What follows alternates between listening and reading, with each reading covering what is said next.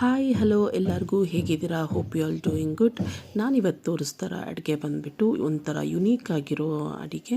ಇದ್ರ ಹೆಸರು ಹುಳ್ಳಿಕಾಳು ಜಿಂಕ ಮಾಡಲಿಕ್ಕೆ ಬೇಕಾಗಿರೋ ಇಂಗ್ರೀಡಿಯೆಂಟ್ಸ್: ಈರುಳ್ಳಿ, ಬೆಳ್ಳುಳ್ಳಿ, ಕೊತ್ತಂಬರಿ ಸೊಪ್ಪು, ಕರ್ಬೇವಿನ ಸೊಪ್ಪು, ಟೊಮ್ಯಾಟೊ, ಹಸಿಮೆಣಸಿನ್ಕಾಯಿ, ಸಬ್ಬಾಕಿ ಸೊಪ್ಪು, ಹುಣಸೆ ರಸ, ಆಮೇಲೆ ಹುಳ್ಳಿಕಾಯಿ ಜಿಂಕ ಮಾಡಲಿಕ್ಕೆ ಅಂತಲೇ ಪೌಡರ್. ಆ ಪೌಡರ್ನ ಆ್ಯಕ್ಚುಲಿ ಹುಳ್ಳಿಕಾಳು, ಜೀರಿಗೆ ಮತ್ತು ಒಣಮೆಣಸಿನ್ಕಾಯಿ ಹಾಕಿ ಈ 3 ಐಟಮ್ಸು ಚೆನ್ನಾಗಿ ಹುರ್ಕೊಂಡು ಮಿಲ್ಲಲ್ಲಿ ಹೋಗಿ ಪೌಡರ್ ಮಾಡಿಸಿ ಇಟ್ಕೊಬೇಕು.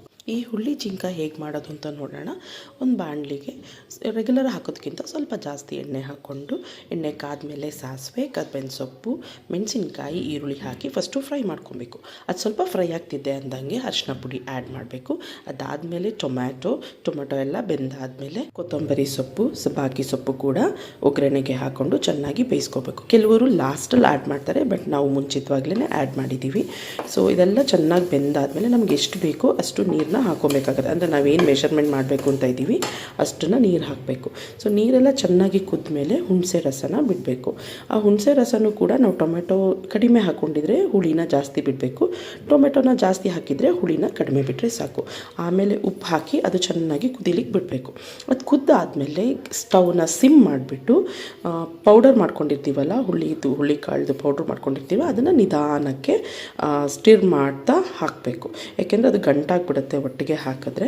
ಸೊ ಕೆಲವರು ನೀರಿಗೆ ಮಿಕ್ಸ್ ಮಾಡಿ ಕೂಡ ಮೇಲಿಂದ ಪೋರ್ ಮಾಡ್ತಾರೆ. ಆಮೇಲೆ ಒಂದು 5-10 ಮಿನಿಟ್ಸ್ ಕಡಿಮೆ ಉರಿಯಲ್ಲಿ ಬೇಯಿಸಿದ್ರೆ ಹುಳ್ಳಿ ಜಿಂಕ ರೆಡಿ ಆಗುತ್ತೆ. ಇದು ರೊಟ್ಟಿ ಜೊತೆ ತುಂಬ ಒಳ್ಳೆ ಕಾಂಬಿನೇಷನ್, ತುಂಬಾ ಚೆನ್ನಾಗಿರುತ್ತೆ. ದೋಸೆ, ಚಪಾತಿ ಜೊತೆ ಕೂಡ ಚೆನ್ನಾಗಿರುತ್ತೆ, ಬಟ್ ಅಕ್ಕಿ ರೊಟ್ಟಿ ಜೊತೆಗೆ ತುಂಬಾ ಚೆನ್ನಾಗಿರುತ್ತೆ. ನಾನು ಕೂಡ ಈ ಹುಳ್ಳಿ ಜಿಂಕನ ನಾನು ಮದುವೆ ಆದಮೇಲೆ, ಅಂದರೆ ನಮ್ಮ ಅತ್ತೆ ಮನೆಯಲ್ಲೇ ನಾನು ತಿಂದಿರೋದು, ನಮ್ಮ ಅಮ್ಮನ ಮನೆ ಕಡೆ ಇದು ಮಾಡಿ ಗೊತ್ತಿಲ್ಲ.